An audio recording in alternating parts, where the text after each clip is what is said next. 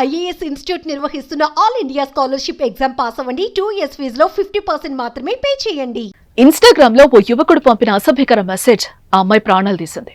ఆ మెసేజ్ సారాంశం ఏంటో గానీ అది వచ్చిన దగ్గర నుంచి ఆ యువతి భరించలేకపోయింది. ప్రాణం ఉక్కిరి బిక్కిరి చేసేలా చేసింది. ఎంత ఆలోచించినా ఆ మెసేజ్ ఆ యువతిని వెంటాడింది. చివరకు ప్రాణాలు తీసుకునేంత పనిచేసింది. ఆ కుటుంబంలో విషాదాన్ని నింపింది.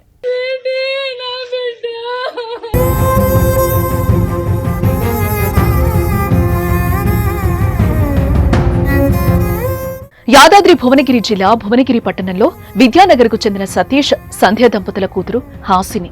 ఆమె హైదరాబాద్ లో డిగ్రీ 2వ సంవత్సరం చదువుతోంది. ఈ క్రమంలో నిఖిల్ అనే యువకుడు గత కొన్ని రోజులుగా వాట్సాప్ లో పిచ్చి పిచ్చి పోస్టులు పెడుతూ ఆమెను వేధించసాగాడు. అయినా ఆ విద్యార్థి మౌనంగా ఉండిపోయింది. దీంతో అతను మరింతగా రెచ్చిపోయాడు. ఈసారి ఇన్స్టాగ్రామ్ లో అసభ్యకరమైన మెసేజ్లు చేస్తూ వేధింపులకు గురిచేయడం మొదలుపెట్టాడు. దీంతో నిఖిల్ వేధింపులకు హాసిని భరించలేకపోయింది. ఈ క్రమంలోనే ఇంట్లో ఎవరూ లేని సమయంలో ఉరి వేసుకుని ఆత్మహత్య చేసుకుంది. అయితే ఆ యువకుడి వేధింపులు తమకు కూడా చెప్పుకోలేకపోయిందని తల్లిదండ్రులు కన్నీరు మున్నీరుగా విలపిస్తున్నారు. వాట్సాప్, ఇన్స్టాగ్రామ్లో అతని వేధింపులు చూసి తామే భరించలేకపోయామని, నీచమైన పదజాలంతో దూషించాడని, ఆ మాటలు తట్టుకోలేకే తమ కూతురు ఆత్మహత్య చేసుకుందని తండ్రి వాపోయాడు. తమకు న్యాయం చేయాలని పోలీసులను ఆశ్రయించాడు.